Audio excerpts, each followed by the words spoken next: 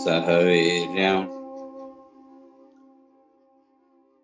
तेजस्विनावधीतमस्तु मा विद्विषावहै। ओम शांति शांति शांति। शंकरं शंकराचार्यं केशवं बादरायणं सूत्रभाष्य कृतौ वन्दे भगवन्तौ पुनः पुनः। ईश्वरो गुरुरात्मेति मूर्तिभेद विभागिने व्योमवद्व्याप्तदेहाय दक्षिणामूर्तये नमः। ओम शांति शांति शांति।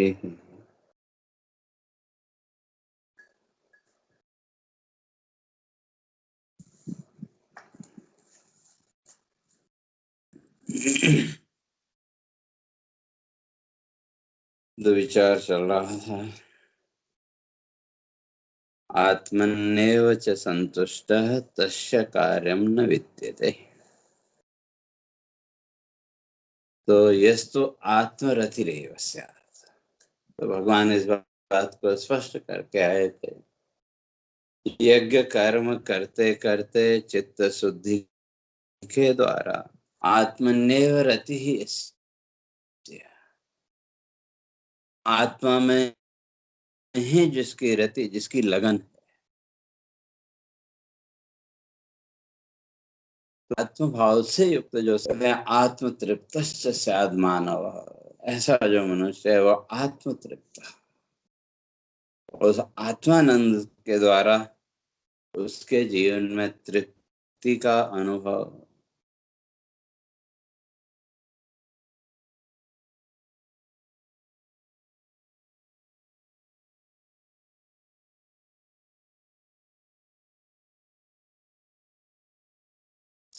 नहीं होता।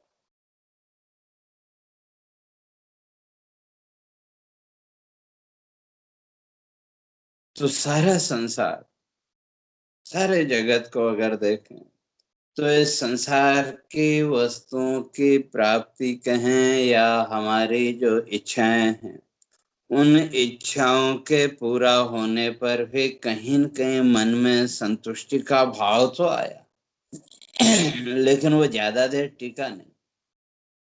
लेकिन आत्म तृप्ति, आत्मभाव से मिलने वाला जो तृप्ति का भाव है, ऋषि कहते हैं कि एक बार वो जीवन में आ गया तो फिर वो नष्ट नहीं होगा। तो ऐसा जो साधक है तो आत्मन्नेव च संतुष्ट, वो अपने आप में ही संतुष्ट है। लेकिन उस स्थिति तक पहुंचने के लिए कुछ प्रयत्न तो करना पड़ेगा। तो यज्ञ कर्म के द्वारा चित्त शुद्धि, चित्त शुद्धि के द्वारा ज्ञान। तो ज्ञान एकदम से ब्रह्म ज्ञान या आत्मज्ञान हो जाएगा ऐसा नहीं। वो जो ज्ञान की जो परावस्था है, ज्ञान की जो परम अवस्था है, उस अवस्था तक पहुंचने के लिए 7 स्टेप, 7 सीढ़ियां चढ़नी पड़ेगी। तो वो जो यज्ञ कर्म है, इसलिए भगवान पीछे कह के आए थे यज्ञार्थात कर्मण। यज्ञ भाव से किया गया जो कर्म है वो हमको उस ज्ञान तक ले जाएगा। लेकिन बाकी जितने भी कर्म हैं, कर्म बंधन, बाकी उनको इसी संसार के कर्म बंधन में बांधेंगे। तो वो जो यज्ञ कर्म है तो वो कहाँ, तो पहली सीढ़ी, उसको हमारे ऋषियों ने कहा शुभेच्छा। तो कल इसकी चर्चा हम लोग कर रहे थे। शुभेच्छा नित्यानित्य वस्तु विवेक पुरस्सरा फल वर्ष फल पर्यवसायिनी मोक्षेच्छा शुभेच्छा।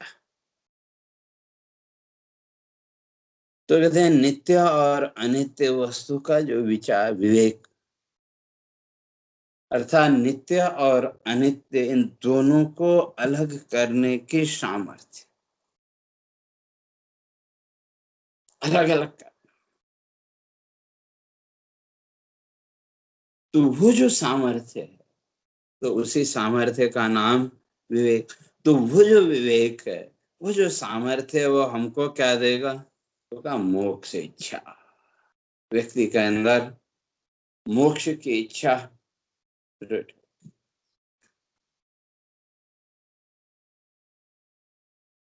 अभी तक अगर जीवन को देखें,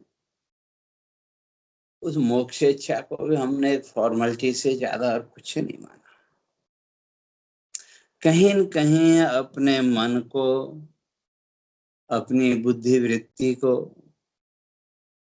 हमने इस संसार की इच्छाओं के साथ जोड़ रखा है। इसलिए उन सारे दोषों की शुद्धि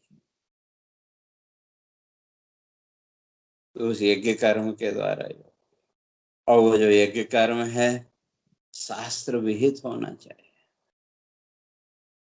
ले भगवान आगे स्पष्ट करेंगे, तस्मात् शास्त्र प्रमाणम ते कार्याकार्य व्यवस्थित। क्या करना, क्या नहीं करना, कैसे करना, उसमें शास्त्र प्रमाण है। तो जब मोक्षेच्छा आपके अंदर जागृत हुई, संसार के बंधन से मुक्त होने के, ऊपर उठने की इच्छा, और वो इच्छा कैसी होगी? तो हमारे ऋषियों ने स्पष्ट किया कि सत्कर्म परिपाक, वो इन पुण्य कर्मों के बिना नहीं आ सकती, सात्विक पुण्य कर्म के बिना नहीं आ सकती। तो इसलिए जब वो पुण्य कर्म, वो जो यज्ञ कर्म है, सात्विक यज्ञ कर्म जब फल देने के लिए आएगा, तो ऋषि कहते हैं स्वस्वरूपम चिकीर्षति। वो जो जीव है उसके अंदर स्वस्वरूपम, अपने स्वरूप को जानने की इच्छा, स्वस्वरूपम चिकीर्षति। और किस तरह से? तो कहते हैं को हम कथम अयम दोष संसाराख्य उपागत। को हम, मैं कौन?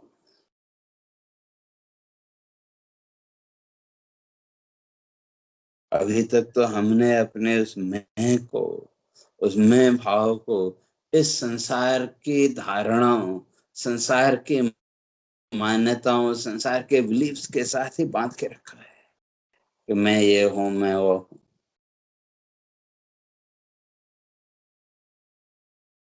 मैं कौन हूं ये जानने की जिज्ञासा कितनी है?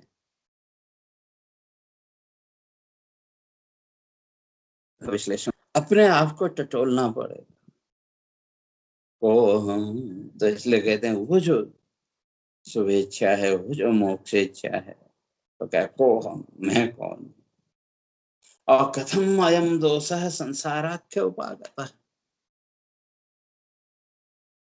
ये संसार रूपी जो दोष है, ये कहाँ से आया?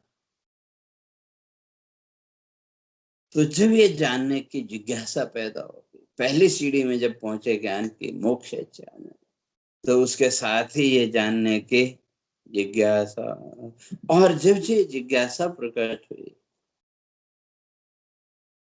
तो श्रुति कहती है तद विज्ञानार्थम स गुरुमेवाभिगच्छेत् समित पाणे श्रोत्रियम ब्रह्मनिष्ठम। तद विज्ञानार्थम, इस रहस्य को जानने के, स गुरुमेवाभिगच्छेत्, वो जो साधक है पहली सीढ़ी में जो पहुंच गया, और उसको क्या करना चाहिए? गुरु में एवाभिगच्छेत्, गुरु की शरण में जाए। और कैसे? कहा समित पाणी, समिधा साथ में लेकर। और समिधा के फिर अलग अलग रूप हैं।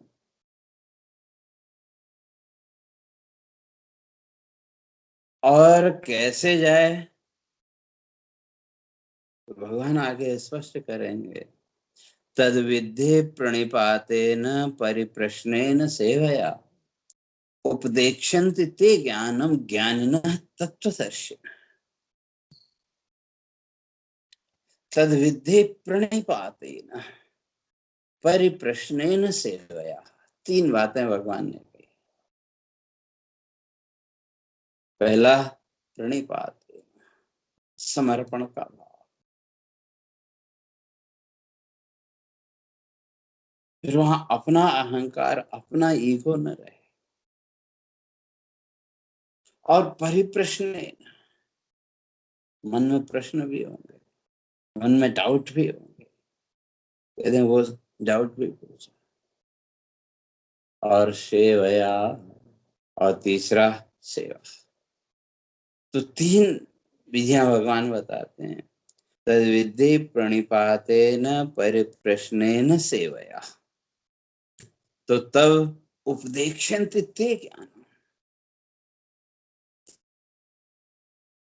वो जो तत्व ज्ञानी महापुरुष हैं, कहते हैं ते ज्ञानम उपदेक्षन्ति, उस ज्ञान का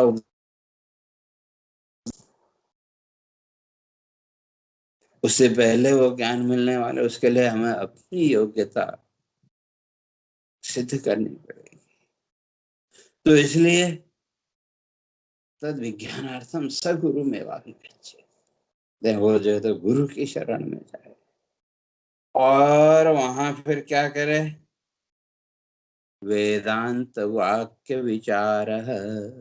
तो वहां क्या मिलेगा?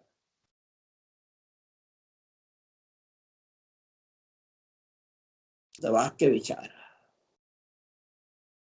क्योंकि जो तत्ववेत्ता महापुरुष, जो ज्ञानी महापुरुष हैं, वो तो कैसे होंगे? श्रोत्रियम ब्रह्मनिष्ठम, वो श्रोत्रिय ब्रह्मनिष्ठ।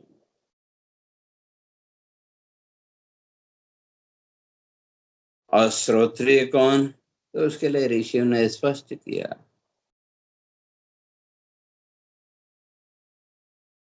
जन्मना ब्राह्मणों के संस्कारात् द्विज उच्यते,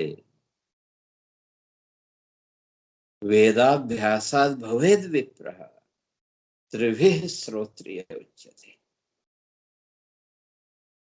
कहते जन्मना ब्राह्मणों के, उसके अंदर ब्राह्मणत्व तो होना चाहिए। संस्कारात् द्विज उच्यते, और संस्कारों के द्वारा, संस्कार उसके अंदर होंगे तो उन संस्कारों के द्वारा द्विज उच्यते, उसके अंदर द्विजत्व आएगा। और वेदाभ्यासात् भवेद, शास्त्रों के अभ्यास के द्वारा, वेदाभ्यास के द्वारा उसके अंदर विप्रत्व। और त्रिभिः श्रोत्रिय उच्यते, और जहां ये तीनों हैं तो वो श्रोत्रिय। और ऐसे जो श्रोत्रिय तत्ववेत्ता महापुरुष हैं, उनकी शरण में जाते। और साथ ही साथ क्या होना चाहिए? ब्रह्मनिष्ठा। भौतिक जगत के प्रति निष्ठा न हो, उस ब्रह्म तत्व के प्रति, उस परमात्मा तत्व के प्रति निष्ठा। तो ऐसे निष्ठा से युक्त जो तत्ववेत्ता महापुरुष हैं, तो उनकी शरण में जाकर के वेदांत वाक्य विचार। वेदांत, वेदांत का अर्थ वेदानाम अंतः निश्चय, शास्त्रों ने जो निश्चय पूर्वक, और निश्चय पूर्वक एक ही बात कही, ब्रह्म सत्यम जगन मिथ्या जीवो ब्रह्म एव नापरः। केवल एकमात्र जो ब्रह्म तत्व, वही सत्य। सारा संसार, सारा दृश्य प्रपंच ये मिथ्या। और जीव और ब्रह्म में कोई भेद नहीं है, दोनों एक ही, केवल उपाधि भेद है। तो इसलिए कहते हैं ततो गुरु मुक्ति। उसके बाद गुरु की शरण में जाकर तो क्या करे? वेदांत वाक्य विचार, वेदांत का श्रवण, वेदांत का विचार, वाक्यों का विचार। और वो जो वेदांत की प्रक्रिया है वो क्या देगी? उसके लिए श्रुति इस बात को स्पष्ट करती है कि वेदांत विज्ञान सुनिश्चितार्थ संन्यास योगा यतया शुद्ध सत्वा ते ब्रह्मलोकेषु परांत काले परामृता परिमुच्यन्ति शरवे। वेदांत विज्ञान सुनिश्चितार्थ, वेदांत के विज्ञान के द्वारा जिसने सुनिश्चित अर्थात जीवन के अर्थ का निश्चय कर लिया और वो जीवन का लक्ष्य व अर्थ पहली सीढ़ी जो ज्ञान की बता के आए शुभेच्छा मोक्ष इच्छा, तो जब वो दृढ़ता उसमें आई मोक्ष इच्छा और शुभेच्छा में जब वो दृढ़ता आई तो तब तद विज्ञानार्थम वो फिर गुरु की शरण में जाए और वहां वेदांत वाक्य विचार है श्रवण मननात्मक द्वितीय वेदांत वाक्य विचार, तो उसमें उनका श्रवण मननात्मक श्रवण और मन, पहले श्रवण करना। तो क्या श्रवण करना? भगवान शंकराचार्य जी ने इस बात को स्पष्ट किया कि गुरु वेद वाक्य शास्त्र और गुरु के वचनों का श्रवण करना चाहिए, क्योंकि जो श्रोत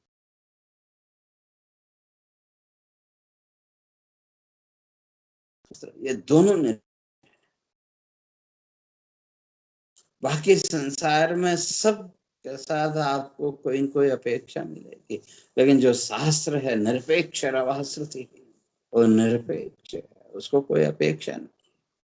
तो इसी तरह से जो ब्रह्मनिष्ठ महापुरुष, तो उनको भी आपसे कोई अपेक्षा नहीं, लेकिन एकदम से तत्व ज्ञान तत्व बोध आपको दे देंगे ऐसा नहीं है।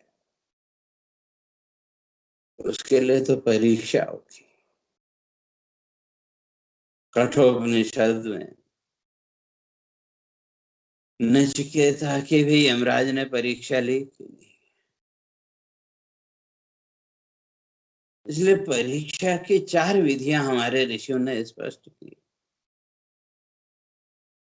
कहते हैं जैसे सोने की परीक्षा करनी हो तो उसकी 4 विधियां हैं।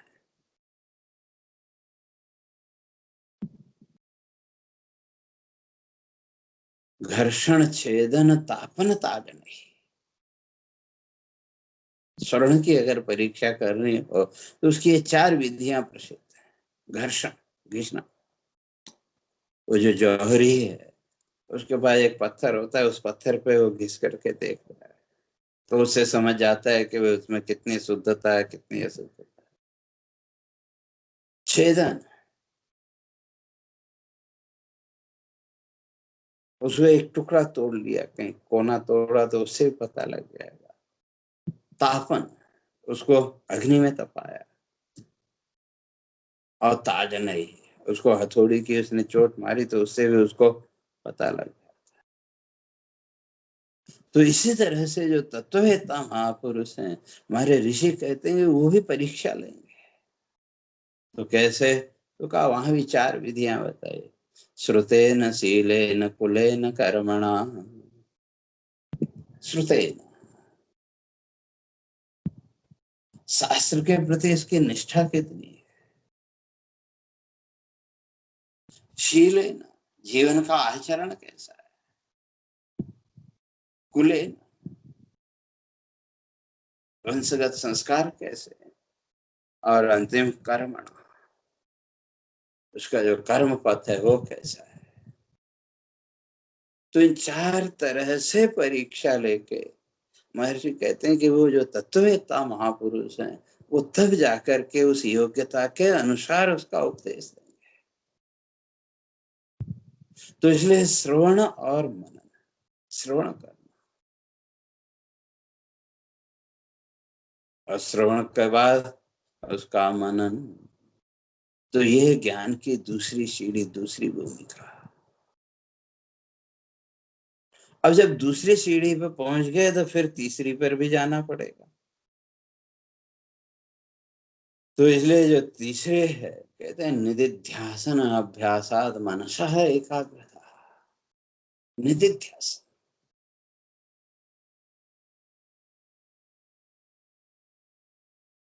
और श्रवण मनन तो हम सब लोग कर लेते हैं, श्रवण भी कर लेते हैं, थोड़ा बहुत मनन भी कर लिया, लेकिन निदिध्यासन, निदिध्यासन नहीं।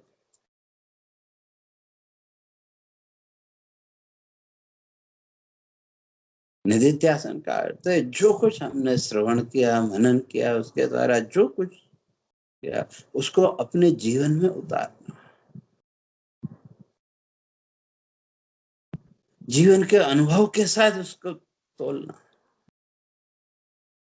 तो वो जो निधिध्यासन है, वो जो चिंतन की दृढ़ता, जब उसको जीवन में उतारेंगे, मनशः एकाग्रता, आपके मन में एकाग्रता आएगी। इस संसार की वृत्तियों में मन का जो भटकाव है, संसार की वृत्तियों की ओर जो मन आपका दौड़ रहा है, वो कम हो जाएगा, वो विक्षेप कम हो जाएगा।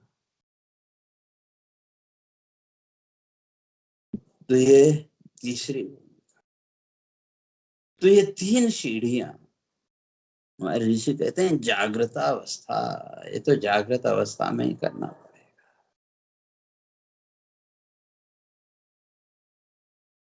तो ये जो जागृत अवस्था है, तो इसलिए मनसा है एकाग्रता, और मन से एकाग्रता, मन की एकाग्रता तो किसमें, संसार की वस्तुओं में नहीं।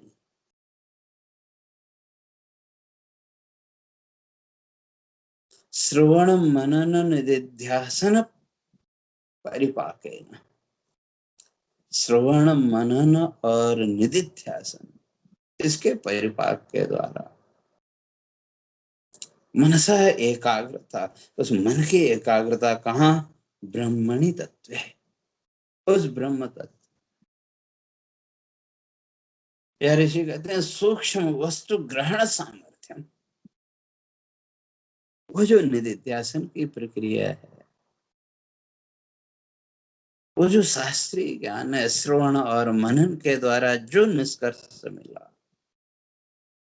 उसको अपने जीवन में जब हम अप्लाई करेंगे, अपने जीवन में जब उतारेंगे, तो उसके द्वारा सूक्ष्म वस्तु ग्रहण सामर्थ्यम, सूक्ष्म वस्तु, सूक्ष्म से सूक्ष्म वस्तु को ग्रहण करने की सामर्थ्य,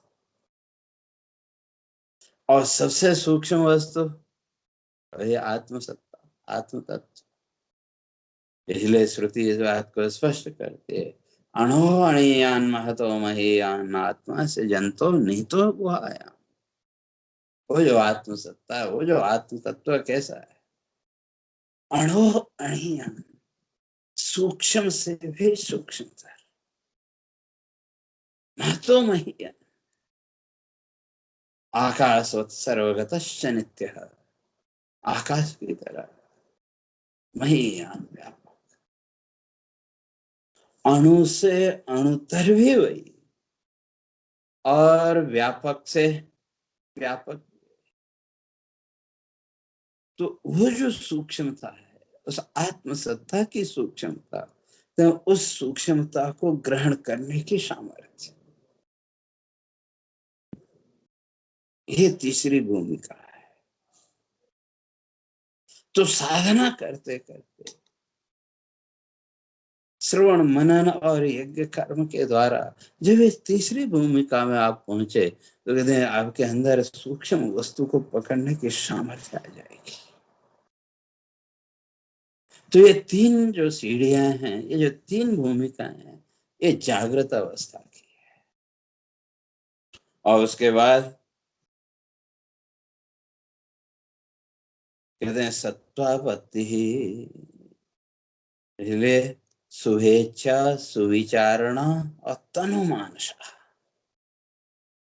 तो पहली भूमिका शुभेच्छा, दूसरी सुविचारणा, और तीसरी तनुमानसा।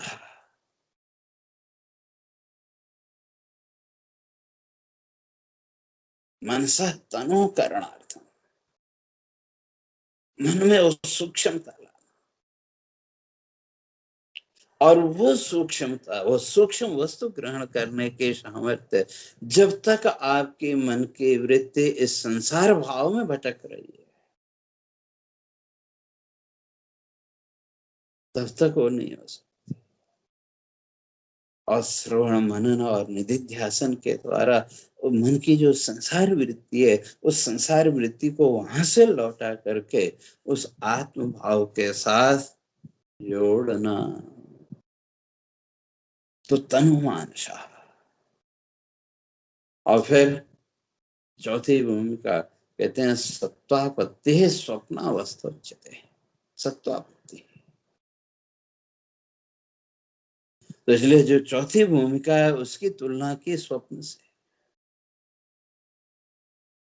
तो अर्थात जब ये तीन सीढ़ियां आप ज्ञान की चढ़ गए, तो जब चौथी अवस्था में आप पहुंचे, चौथी सीढ़ी में आप पहुंचे, स्वप्नवत पश्यति सर्वम, ऐसा जो साधक है, ऐसा जो ज्ञानी है, तो वो स्वप्न सर्वस्यापि जगतो मिथ्यात्वेन स्फुरणात्। तो उसके अंदर अब क्या होगा? तो सर्वस्यापि जगतो, संपूर्ण जो जगत है, मिथ्यात्वेन स्फुरणात्, मिथ्यात्वेन, जिस संसार को अभी तक सत्य मान के चल रहे हैं, वही संसार अब मिथ्यात्वेन स्फुरणात्, मिथ्या रूप में उसका स्फुरण,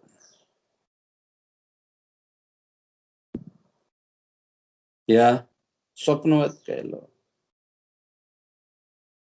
तो इसलिए पश्यन्ति स्वप्नवल्लोकम चतुर्थीम भूमि आगताः। श्रुति कहती है पश्यन्ति स्वप्नवल्लोकम। जब ये साधक साधना करते करते इस चौथी सीढ़ी पे पहुंच गया, स्वप्नवत लोकम पश्यति, इस संपूर्ण जगत को, संपूर्ण ब्रह्मांड को स्वप्नवत पश्यति। उसके लिए फिर उस स्वप्न से ज्यादा और उसका कोई मूल्य नहीं है। जिस तरह से जागृत अवस्था में स्वप्न देखने पर भी उस स्वप्न के प्रति कोई आसक्ति नहीं होती, कोई राग नहीं होता, क्योंकि हम जानते हैं कि वो सब मिथ्या, सब झूठा है। तो इसी तरह से जो साधक है, जब वो चतुर्थी भूमिका में पहुंचा, चौथे लेवल पर जब पहुंचा, चौथी सीढ़ी में जब पहुंचा, स्वप्नवत सर्वम, तो कैसे?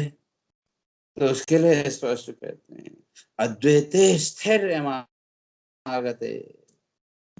अद्वैते प्रशममागते, अद्वैते स्थैर्यमागते।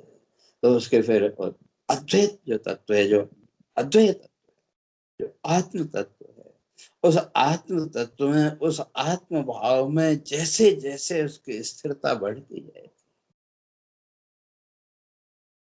वैसे वैसे द्वैते प्रशममागते, उसका ये द्वैत प्रपंच भी धीरे धीरे निवृत्त होता चला जाएगा, नष्ट होता चला जाएगा। और तब स्वप्नवत पश्यति, उस सारे संसार को स्वप्नवत पश्यति, उस स्वप्न की तरह देखने लगेगा। तो अर्थात वो जो ज्ञानी है, वो जो साधक है, उसकी दृष्टि में ये संसार स्वप्न से ज्यादा और कुछ नहीं। तो जब ये चार सीढ़ियां आप पार कर ली, मुख्य तो तीन ही है, शुभेच्छा, सुविचारणा और तनु मानसा। और फिर उसके बाद आगे की प्रक्रिया तो क्रमशः चलती जाएगी। और पांचवी, छठी और सातवीं जो भूमिका है, सुसुप्त है अवान्तर भेदा, ये तो सुसुप्ति के तीन भेद है। सामान्य सुसुप्ति, गाढ़ सुसुप्ति, और सुसुप्ति से भी आगे फिर संपूर्ण वृत्ति लय। तो ये तीन अवस्थाएं, तीन भूमिकाएं की, कहते हैं इनकी तुलना हम सुसुप्ति के साथ कर सकते। तो उसी को आगे और स्पष्ट करते हैं, यह ये जो तीन जीवन मुक्ति है अवान्तर वेदा, ये जीवन मुक्ति के वेद की साधना के द्वारा, तो ज्ञान साधना के द्वारा चलते चलते जब एक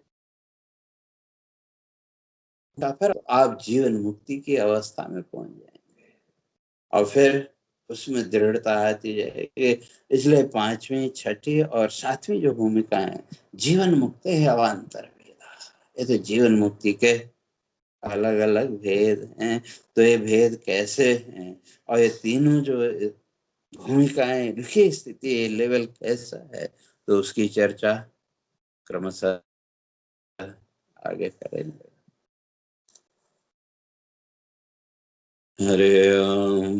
पूर्णमदः पूर्णमिदं पूर्णात् पूर्णमुदच्यते पूर्णस्य पूर्णमादाय पूर्णमेवावशिष्यते।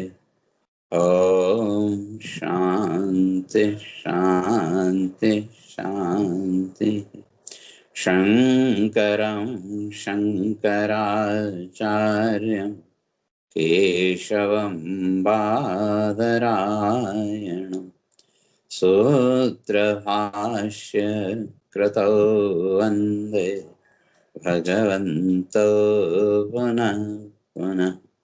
ईश्वरो गुरुरात्मेति मूर्तिभेदविभागिने व्योमवद्व्याप्तदेहाय दक्षिणामूर्तये नमः। ओम शांति शांति शांति।